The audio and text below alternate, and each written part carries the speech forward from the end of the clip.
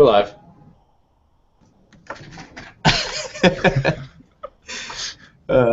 Matt is over there trying not to curse. It's a terrible, terrible burden, I'm sure. That's fine. And I guess I should intro the show, because the last couple of shows we've had really weird, spontaneous intros, which is fun. But we're professionals, gosh darn it. Yeah.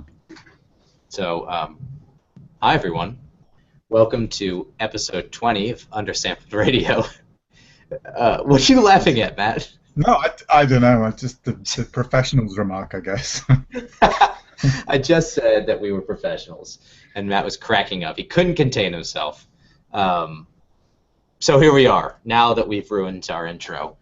Again. Well, I mean, we need continuity, right? They say that continuity sells. So having a bad intro... Like a catchphrase. Catchphrase is a really crap, made-up intro every week. Yes. Hey, we don't have a guest this week, unfortunately. I know I promised you guys a guest, but if you haven't heard, the U.S. states of Texas and Louisiana are flooding like crazy, and in fact, it's very bad. There's tens of thousands of people that have had to be evacuated. Wow. Deaths, it's miserable. Oh my God. So our guest will join us next week, and we wish her and her family well. If anyone wants to assist the victims of the floods, many of these people, this is the record-setting high water event for many cities down here. So many of these people don't have flood insurance. If you would like to assist, there's a link on the show notes to an article which has another link to options to donate to funds, and, talk to the Red Cross, etc. Is this rivers breaking their banks, or this is like coastal flooding, or a bit of everything? Like, what's the extent of the flooding? It's heavy-duty rain, record rain. In some cities, they got over 20 inches of rain in a day, and that's on top of rivers that are swollen and overflowing their banks. Wow. So it's the perfect storm of lots of water. Yeah, right. Wow. So it's like, what, 460 millimeters in the new money? Right? In the decimal world where scientists live. I'm just sorry, in fact, I think I got that wrong, didn't I? What did you say? 200? No, 20 inches. So that's 500 millimeters. It's a lot. Yeah. Yes, it is. No matter what system. Feel free to use SI units at any time during the podcast. Okay, I will attempt to make that switch. Do even do physicists in the States use imperial measures? Yes, that's correct. So, but come on. So you're trying to tell me that people are doing like relativistic calculations and in feet per second, building cyclotrons with imperial units? Really? Come on. I'm not trying to tell you anything. What is this? Is that a claim? I mean, I can't believe that. I really hope. Did I say that? True. Can we? You implied it. I didn't say. Okay, so let's talk about some other things that are measured differently in the United States and the UK. One of which being tea. The awesomeness of tea. The awesomeness of tea. I noticed you have a note in here about a distracting tea, coffee, and beer fight that started going down on Twitter. What's that about? Oh, well, you started it. I'm remembering now. So you tweeted a picture of some fake tea brand, Bigelow or something like that, saying my daily tipple, tea-wise, what's yours? And I'm not going to lie, I'm not a massive tea snob or anything, despite what it might sound like. But we do have slightly better tea available, I would say, in Canada, thanks to the sort of British imperial history. So, you know, we just get the tea in the supermarket. It's not like it's delivered specially from anywhere, India or I mean, it could Harrods. be. You could import it. But we, I guess Evan and I, it sparked a memory that Evan and I had been chatting recently about tea, because Evan's wife Tara is really into tea, not black tea actually, but all sorts of crazy teas. Some of them are delicious, and I guess I'd wondered out loud what orange pekoe was, because they quite often call black tea orange pekoe here in Canada, and I'd never heard that expression before. And so I looked it up, and it turns out it's a quality. It's a rating of tea leaf quality. Anyway, there's a whole Wikipedia article about tea leaf quality that is quite enlightening if you're remotely interested in tea. But there are some quite amusing little abbreviations and things, which I guess the tea leaf buying community has corrupted into things like far too good for ordinary people and other witticisms. Anyway.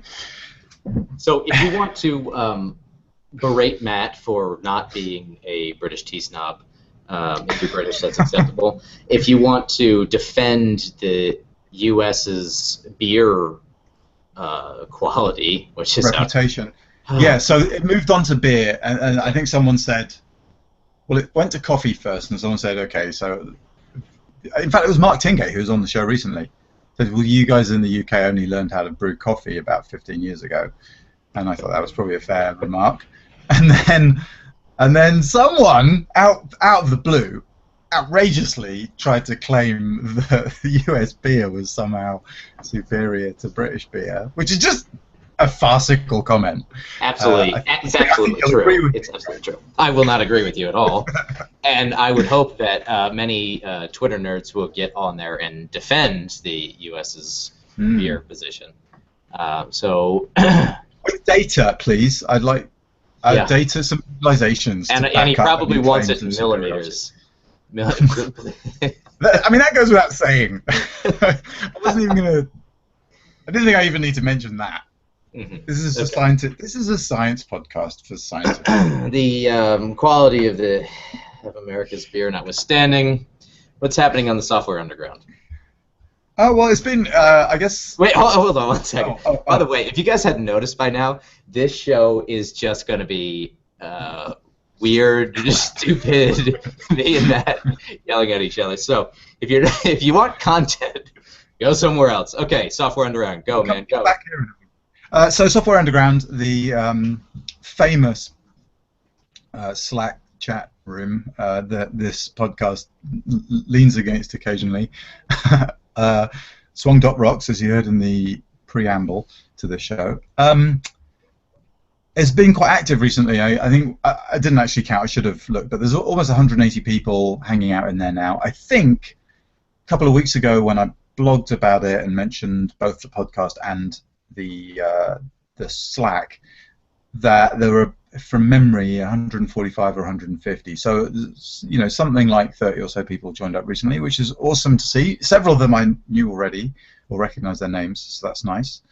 And yeah, just like, and I suppose I've also really been just noticed that when I got back from holiday a couple of days ago, there was a ton of threads and stuff that I'd missed in there from the last week or so. From like getting advice on NumPy arrays. Oh my god, I said NumPy. NumPy arrays. Always making fun of my friend Ben for saying NumPy.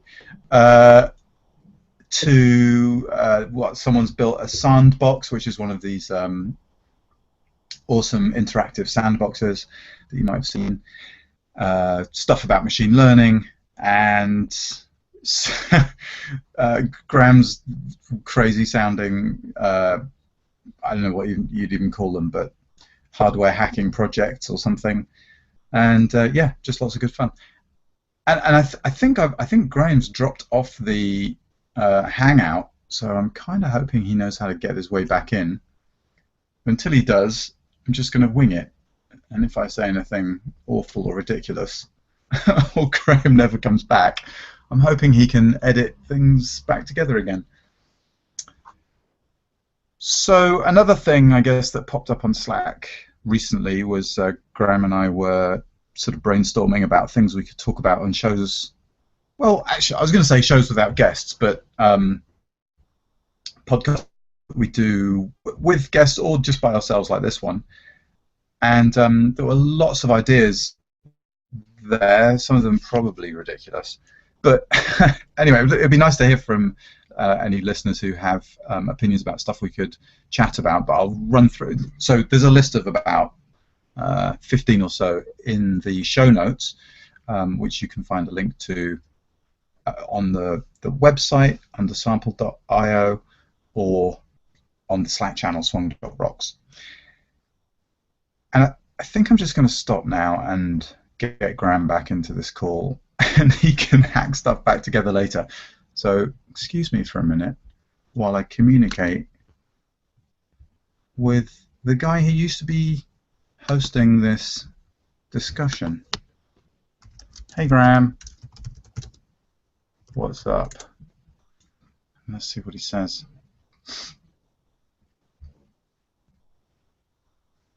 I mean, I really hope the floods haven't got him, because that would be, I mean, Win 7 crashed, rebooting. The guy's on Windows. I mean, it boggles the mind, right? I mean, here's someone banging on about programming, open source software, doing awesome geophysics, and he's not even on. Anyway, I mean, I don't know what you guys think of that, but I guess he's learning his lesson right now as we speak. And it's not like Linux doesn't crash. I'm aware of that. Anyway, I'm sure he'll be back in a minute, and I think he will come straight back into the podcast.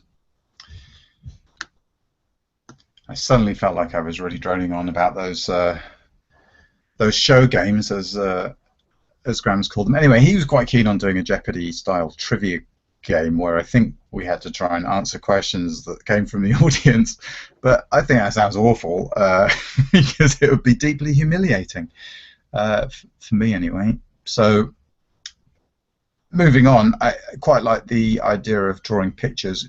I tweeted a while ago, actually, it was before the Vienna hackathon. We were thinking about game ideas. I really wanted someone to show up and do like a really low-tech game like Pictionary. I thought that'd be would make quite a fun game, because there's some geological concepts are quite relatively sort of easy to draw, like anticline or whatever. Some might be quite tricky, like granite, and some might be really quite difficult, like I don't know, something crazy and geophysical, like reverse time migration. Oh, he's back! I can hear shuffling around, like a kind of a hedgehog. Hey, I'm back. Can you hear me? Oh, there. Yes. Hello. I wasn't sure what to do there, Graham, so I've just basically been rambling for about however long that was. And I'm only making fun of you a tiny bit for using Windows 7. Well, I am a loser for using Windows 7, but I'm glad that you had enough material to keep talking without me. Now, I'm reloading the podcast recording thing right now, but all of this craziness is going onto the live video stream.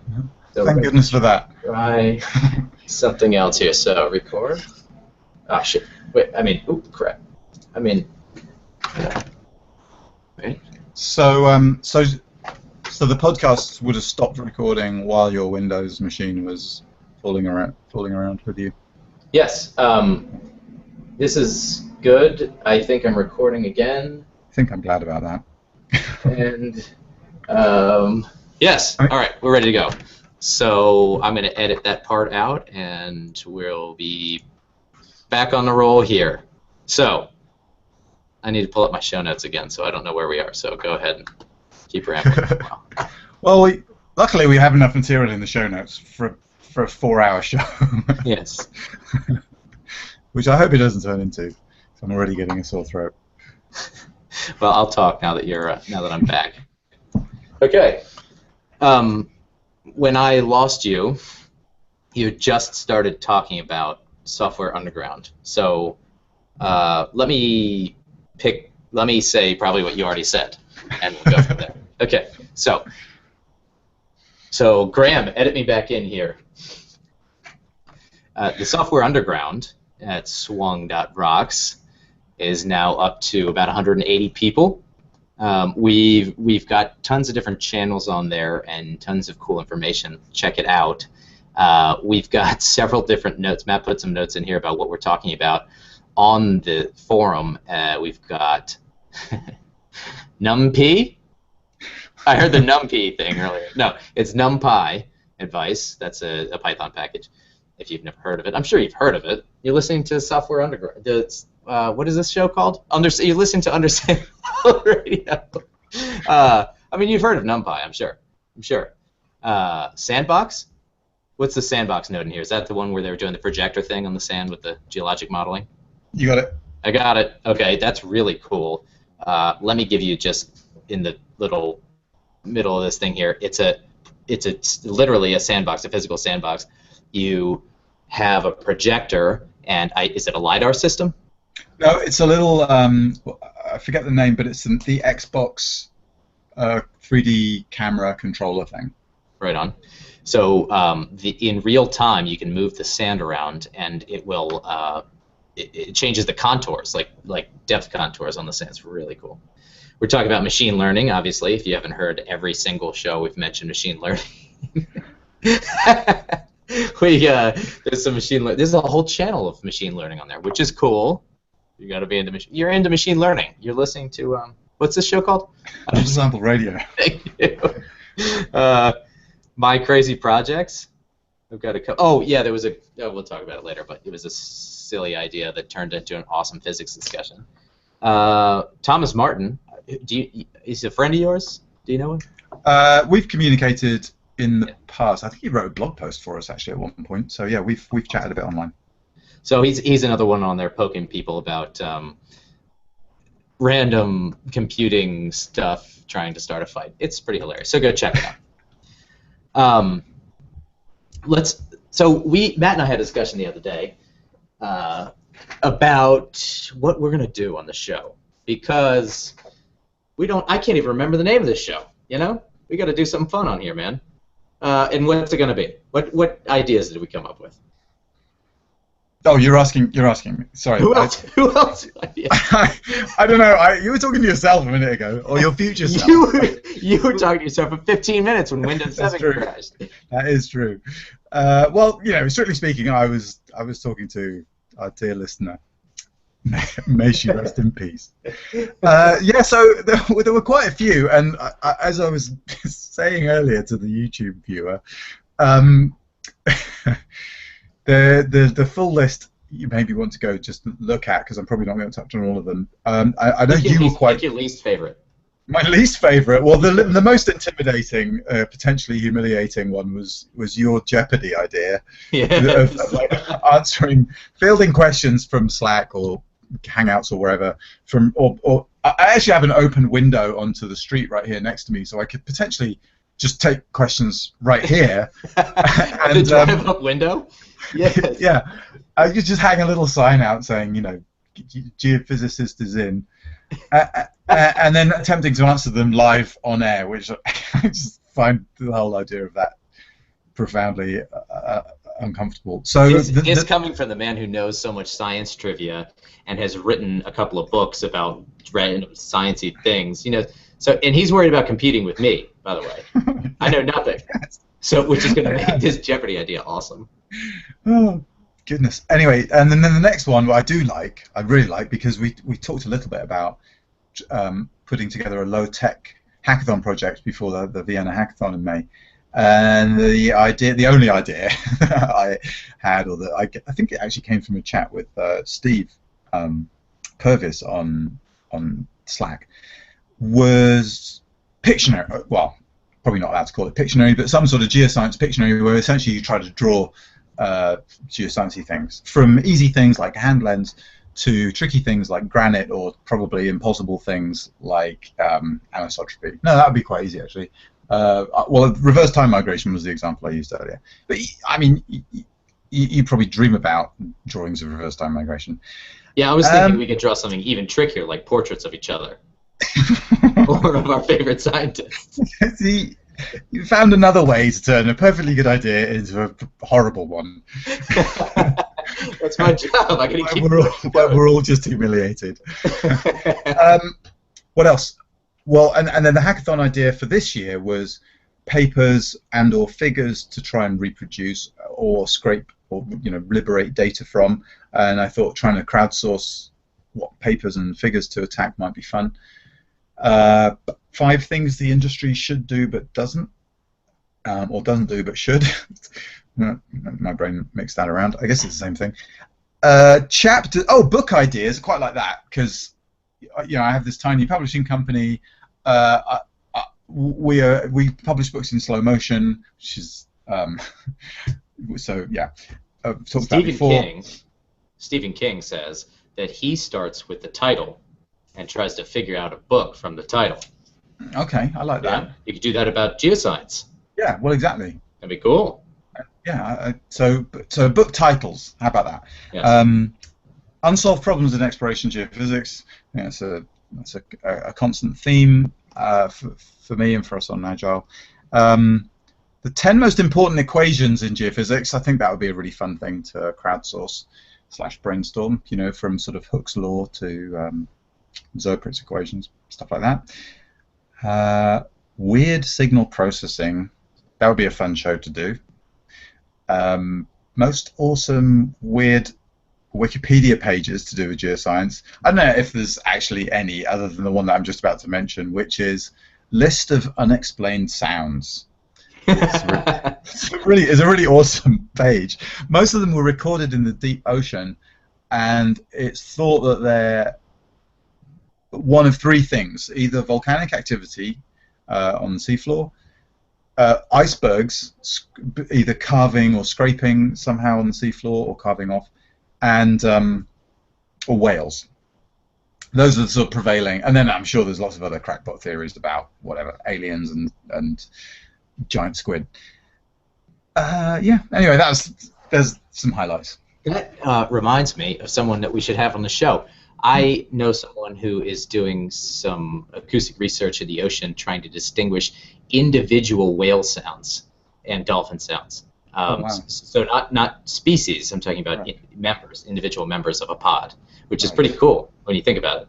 And I asked her, how do you do it? And she said lots of very smart things, and said, how would you do it? And I said, machine learning. Ha ha. So I'd like to learn a little bit more from her. That'd be cool if we could talk about whales and dolphins on the show. Yeah, really. There is perhaps connected to that list of unexplained sounds page, or certainly in the same vein. There's another list. No, I'm misremembering. I shouldn't try to remember. But there's a famous individual whale with a call that is at a different frequency from most of or all of the other known members of that species. I think it's called the 52 hertz whale or something like that. Anyway, it's apparently alone as well. I guess often these are normally social animals, but this whale doesn't have any friends, so it's quite kind of a sad Fourier transform story there. Yes. Well, probably the only sad Fourier transform story. Can we mention the giant speaker project now, or what? Please. Is it okay with you if I bring up the giant speaker on this show? I can't wait to hear about it. We are I was embarrassed to mention it first. I'm embarrassed to have come up with it. So here we go. So I had a friend ask me if we could build a loud speaker. They need some help, and this is a Mardi Gras thing. So I'm in New Orleans, and we're looking for a loud sound system for something. So I said, you know that thing on Back to the Future? She said, what do you mean? I said, that big old speaker that blows people away from the speaker, that crank it up to 11, baby. So I want to cut, now this actually isn't going to happen, but it could happen, and it did have quite an awesome physics discussion on Software Underground. So cut out a gigantic wooden box, in this case we'd use a Mardi Gras float, and build a 6 foot in diameter speaker that points at the back of this thing. and try to crank it up and see what it would do. But so he kind of logicked out that the peak frequency on this thing would be like 30 hertz or something like that. And it turns out that it would take like kilowatts, in the range of tens of kilowatts to power this thing, because the speaker driver you'd need to oscillate it would be like 10 I almost said kilograms. Hold on, what's that in pounds? I prefer it if you use newtons. Yes. So that's the awesome big speaker project. And so, did you just say that it isn't going to happen, or you are still going ahead building this thing? Well, it was more of a challenge. A design challenge. I mean, so John Lehman, who our listeners know from Don't Panic Geocast, is an excellent hardware integrated solutions engineer. He does embedded systems and things. But he has all of the world's knowledge in his head already about gigantic speakers, it turns out. So I wanted to challenge him to a design considerations talk, and it was awesome. So go check it out. And I'm not exactly sure how I got here. Oh, dolphins. We're going to start drawing pictures of dolphins on the show. Along with portraits of each other. Now, you've written something about a crowdfunding experiment. Is that different? Is that something else? What's that? Yes. So, I've never funded a company by doing crowdsourced raise, and I want to try it. But I don't really have a project applicable to that scenario just now. So I decided to start a crowdfunding project based on some crazy idea, which is the crazy fast cart thing. Right, this is the other project you mentioned. Yeah. So it sounded equally dangerous. Oh, it's much, much more dangerous. Oh, okay. But only for me, not so much for innocent bystanders. The collateral damage is limited for this project. Okay. I want to build a I don't know, like a golf cart buggy thing with an engine that's like basically the entire size of the vehicle, and then go 80 miles an hour. So I did a... Wait, what? Okay, so you're not trying to break the land speed record? No. But why would you start with a golf cart? That's not a famously fast vehicle. Oh, I would start with a golf cart because I would buy one at a junkyard, strip everything off of it, except for the frame and suspension and the steering and all that good stuff that's hard to make in your shop. I see. And then find a big engine somewhere and bolt it in, whatever. So what are we talking here? We're talking like a combustion engine, jet, rocket. Jet. Yeah. Well, no, dude, have you been on YouTube? Because this is definitely a thing. Let's just say so this is I want to make it to a second crowdfunding experiment. And if I put a jet on a cart, I'm definitely not going to make it there. Yeah, so I was thinking just a 4-cylinder car engine. I mean, out of curiosity, what does Google come up with if you just type build rocket-powered? Like, what is autocomplete? I'm just curious. And the answer is? It's going to have some suggestions, I'm pretty sure. He's using a Chromebook, folks, and yeah, so there's maybe some time. So Windows 7 and the Chrome OS, no good, man. Build rocket-powered matchbox car. Okay. Build air-powered rocket, water-powered rocket, bubble-powered rocket. Oh. Bubble-powered rocket? That's the magic thing ever. Yeah, I wonder if Google Autocomplete is actually a cool way of coming up with crazy projects. Yeah, like the 10, how many? 10 book ideas. Ah, okay, yeah, you just start with like something vaguely related to geophysics. Yeah, you use your Matt's got a random word generator for creating geophysics titles. You could just use the first 2 titles in any geophysics title. Right. and go from there. Okay, so rocket-powered battle cars, rocket-powered bullets. I mean, what? That's good. I don't. Rocket-powered car, rocket-powered bike. Yeah. I'm a little bit surprised there isn't a rocket-powered skateboard coming up there. Rocket-powered is easy peasy. I mean, all you do is just take something that combusts and slap it on a front. So Jet-powered takes a little. Okay, so here we go. Jet-powered kayak, jet-powered surfboard, jet-powered wakeboard, and jet-powered hoverboard. Yeah. And then jet-powered car, which is more conventional. I think you need to notch that project up a little bit, Graham. I think you are underestimating the danger involved with the crazy fast car thing.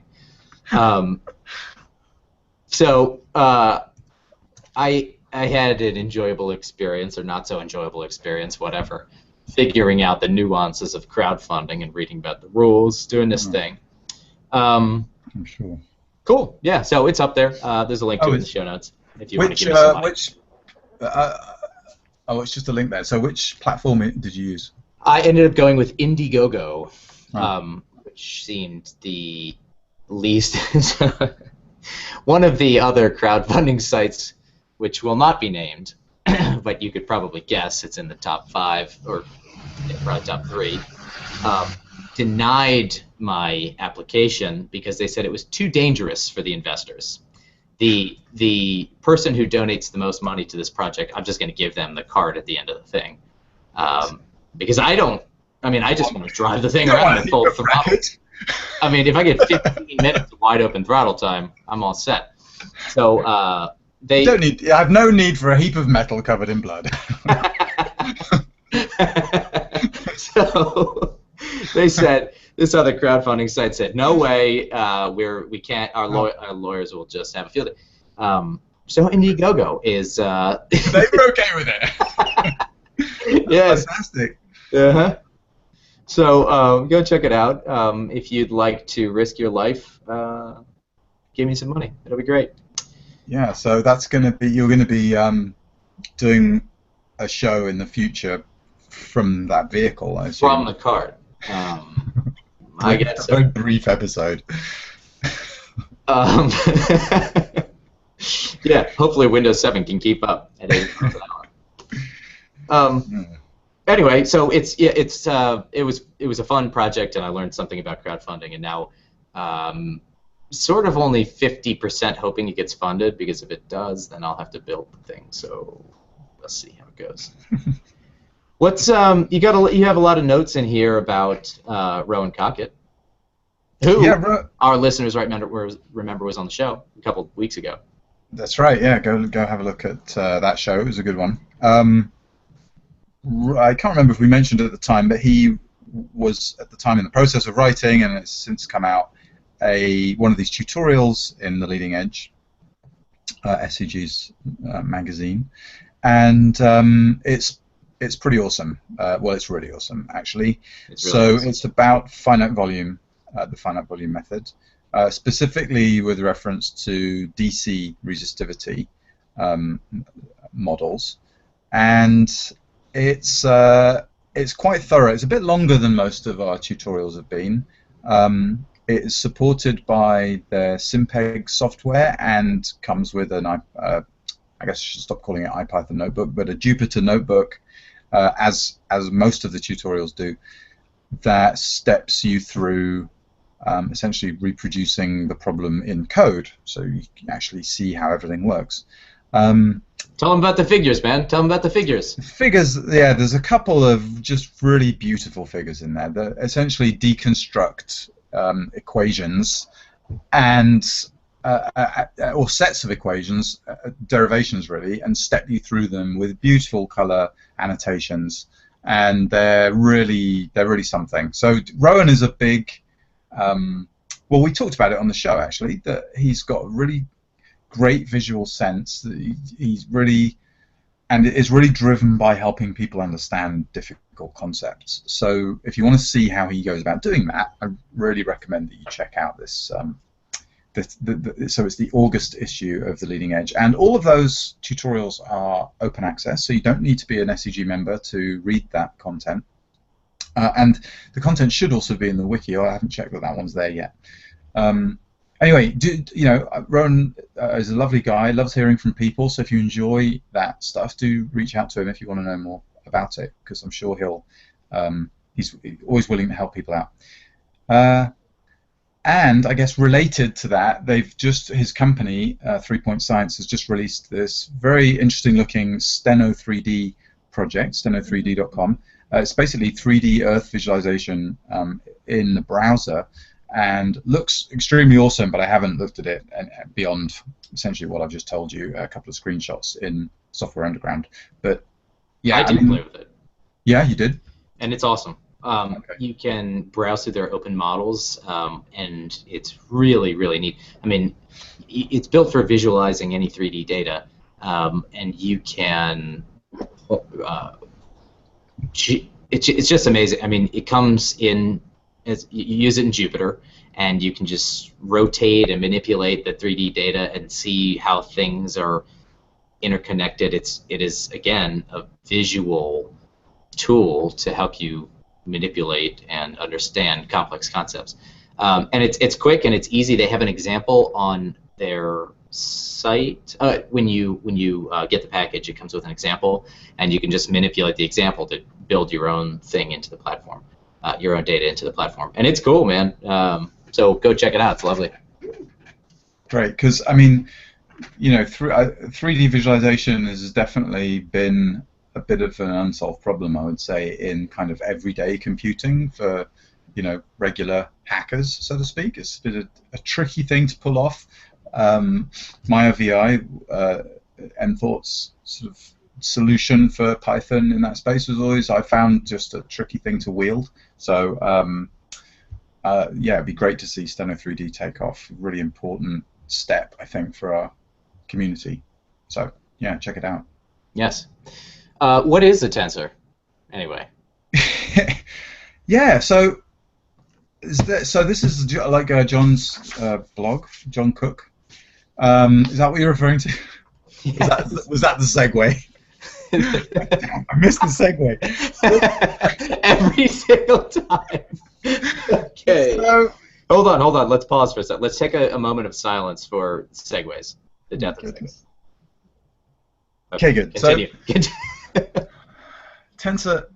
So, as I'm a geologist, right? I was trained as a geologist. Come to geophysics gradually. I still haven't caught up, but and I remember concepts like inversion being a total mystery to me. Geophysicists kick these words around all the time, and I don't really know what inversion was. I didn't even really have a good idea of what it meant conceptually, never mind in a kind of rigorous sense, like a mathematical sense, I mean. And I feel like tensors and the language around tensors is, it's another sort of linear algebraic area, I guess. And there's another word that's sort of shrouded in mystery. A lot of people, I think, especially geologists, are sort of only just comfortable with words like scalar and vector. And as soon as you start hearing about tensors and sort of n-dimensional fields and scalar fields and this sort of thing, you can lose your grip really quickly on the jargon and the concepts. So now I'm not going to say that John Cook's blog, it's at johndcook.com, I'm not going to say that it's that accessible. It isn't. It's not like you can just walk up to any post and come away with a full understanding of something, because the guy is a mathematician, computer scientist, and fairly, I would say, hardcore, but he blogs continuously, like I think almost every day. I feel like he blogs a lot, and not always long posts. They're quite easy to read, but recently he's covered... Hey? No, sorry, go ahead. So recently he's been covering, he's asked the question, what is a tensor? And I think he's taken something like, he's on post number 4 now on that subject. But he's also covered other things recently, like some things in signal processing, like measures for how annoying a sound is, for example. I wonder where that came up. Podcast jokes aside. Big old speaker project. Right. Go ahead. and other sort of signal processing. And then he often touches on computer sciencey things like memory management and that kind of thing. So anyway, a really cool blog to follow if you don't already follow it, johndcook.com. Okay, hey, John D. Cook, if you're listening, check this out. We're going to test your skills here. Matt. If you're listening. Of course he's listening. Hey, Matt. Yeah. What is a tensor? Yeah, well, you know, I'm not sure. Did you read the post? I read today's post, but I haven't gone back and read the series yet. You just read part number 4? Yeah, I mean, I've internalized the tensor like essentially an n-dimensional matrix. But there's an unclear. I think that's more of a linear algebra type definition, and physicists use a definition that's connected with transformations, and I get a bit lost on that side of things. So the answer is... There's a geologist's answer. The answer is read parts 1 through 3. Yeah. And then you'll understand. Yeah. Yeah. And everybody listening, read then parts 1 through 3. You'll have perfect clarity. Anyway, it did make me wonder if people kind of know how to follow blogs. Do you have blogs you read? How do you go back to them? How do you discover stuff? I don't, except for Agile's blog, I never keep up with blogs. But I do have just random blogs, including John's and including yours, that I visit when I have 5 minutes. Right. So I'm not an avid blog reader, nor am I an avid podcast listener. When I've got time, I just listen to or read the most recent post. Many people will listen to all podcast episodes in order, read all blog posts in order, but my learning process is more organic than that. I just kind of float around to and fro. Yeah. And that's cool. I mean, it's nice to do it that way because you get to see a lot of things that you don't know and start reading more about them. Yeah, totally. How about you? How do you keep up with blogs? Well, I use the old reader, theoldreader.com, which it's got that name because it was conceived as a replacement for Google Reader, which was a very popular blog or RSS reader, but which Google killed. I can't remember, but maybe 3 years ago now. And I don't recall the names of others, but there are lots of other news readers, RSS readers, blog readers, whatever you want to call them. I sort of find it's just a good way for me to kind of, it's one place where I can keep a list of blogs that I'm interested in, and basically it just gathers all the posts automatically. So like you, I only go there when I've got 15 minutes and I want to read technical stuff, because they're mostly technical blogs I follow. And I quite like it because they all just appear in one feed, and as I go down it says, okay, this has been read, or this has been read. And if I want to come back to it later or whatever, I just star it. And it seems to work really well. So you can also, if you want to, you can kind of organize all your stuff. You can organize all your, you can have categories and you can use tags and blah, blah, blah. But I don't do a lot of that. I actually, I'll tell you what, I'll put in the notes, I'll put my list from the old reader, because it enables you to, I can't remember, but I think what I do is export like a little YAML file or something that basically you can see all the things that I follow, just in case you're interested in finding a whole bunch of geoscience and kind of computer science blogs. Of course they are. Yeah. This is what's this show called? Undersampled Underground. Yeah. Cool. Well, I'd like it. I would like to know what you're reading, because you seem to know everything about what's going on in our world. Fiddlesticks. It's uncanny. It's uncanny, I tell you. What are we? Okay, so there's some notes. Where are? Oh, this is kind of a long show, especially because my computer crashed. But I don't care. There's some good stuff in here. So if you guys are tired of listening to us, get out of here. That hurt my feelings. We'll still be here when you get back. Proposals are hard to do. Oh man. He says. I don't know if I have the energy to talk about that. I mean, well, skip it. Go to the next topic. Time versus price. The cheap, fast, good triangle. Everybody knows about that.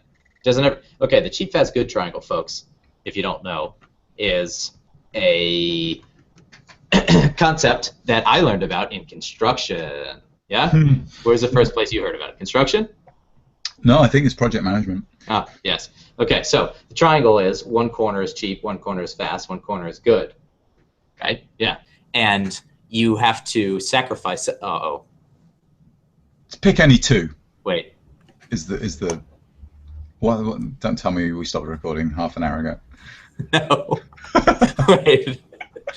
I know we're still talking, and it seems like we're still live, but Undersampled Radio is off the air. So I don't know what that means. The podcast, we're still recording, so we'll just finish this point and wrap it up. I think we're still good to go. Okay. So you have to choose. You can't have all three things. You have to choose between cheap and fast, cheap and good, fast and good. How many permutations? That's it. Yeah, that's it. So tell us about the project management cheap, fast, good triangle. Well, I mean, yeah, I don't know how many people have heard of it. I mean, it's intuitively true. I think it's reasonable. It's kind of what most conversations between, with clients about the scope and parameters and cost of a project. It's kind of what it boils down to, right? And I feel like it's just, especially if you're a client and you're trying to get a contractor or you're trying to get another company in to work with you on something, fundamentally I feel like it's the equation that a lot of those conversations come down to, and at some point you just have to realize that you're going to have to let go of one of those things, right? And so what are you doing that is related to the cheap, fast, good triangle? Oh, I think we've just been doing a lot of proposals recently, either to prospective clients or to existing clients for new projects or extensions on projects, or extensions to projects, I guess I should say. And, just trying to kind of line up the next piece of work after the stuff we're doing right now is done. And, I think most small business people will recognize that as just part of what you kind of got to constantly be doing, right? And I find proposals kind of exhausting, partly because it's a bit uncomfortable telling people, it's just for me an uncomfortable conversation. It's, I can't do it until then. I don't know if I can do all the things you're talking about. Actually, I think it's going to be twice as expensive as you think it is, and it might take longer, and there's a whole bunch of risks that I perceive you may not have thought about. And a lot of projects end up never happening, right, because of those things, or just because of the global entropy. Yes. And it's so weird because you can't even tell at the beginning. A project can come out of the blue and happen immediately with no precursor, or things can bubble up and seem like they're a sure thing and then never happen. And there's basically every combination of things you can think of. So there's really, if there is a science to prospect, what sales and sort of business development people call prospect generation. It's not what we normally mean by prospect generation. But if there is a science to it, I certainly haven't figured it out. It all seems a bit haphazard and a bit random, and of course everybody wants a good deal. Nobody wants to get screwed, right? We don't want to get screwed. I don't want people to feel like they're getting screwed. They don't want to get screwed because they're paying and ending up with a product that they may or may not like in the end. So there's a lot of uncertainties for everybody. There's a lot of kind of stalking around and trying to figure each other out. And at the end of the day, I think we all want the same things, right? Everyone wants something awesome and cheap. Well, and fast. Maybe not cheap, but you wish you had it now, right? Sooner is always better. Everyone recognizes that everyone needs to make a living and should be fairly compensated. But I think the cheap, fast, good thing is something that it's hard to bring up because it feels a bit facetious to say to a client, "Oh well, cheap, fast, good, pick any two." Don't you realize that? But yeah, it is what a lot of it boils down to. And I also had a note here about sort of what would you call it?